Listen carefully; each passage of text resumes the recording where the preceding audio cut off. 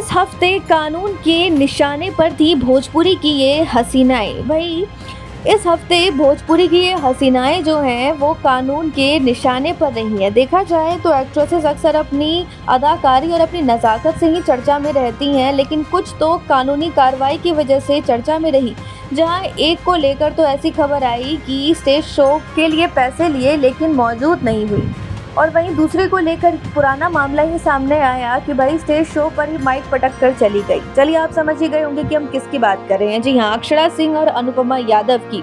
इन दोनों पर कानून का पंजा लग रहा है कि मजबूत होता जा रहा है, तभी तो इस हफ्ते दोनों को लेकर ऐसी खबर सामने आई। जी हाँ, सबसे पहले तो बात करेंगे अक्षरा सिंह की, जहां 2023 में दुर्गा पूजा के मौके पर एक्ट्रेस को स्टेज शो के लिए बुलाया गया।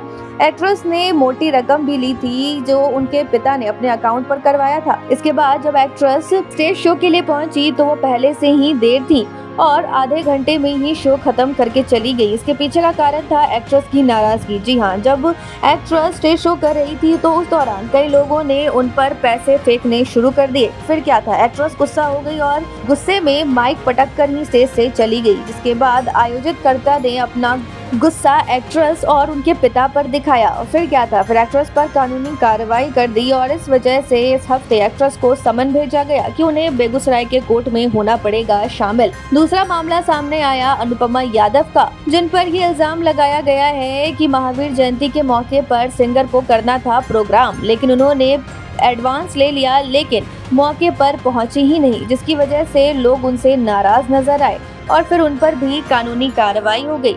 तो ये थी दो ऐसी अभिनेत्रियां जिन पर कानून का निशाना हो रहा है पूरी तरीके से पक्का।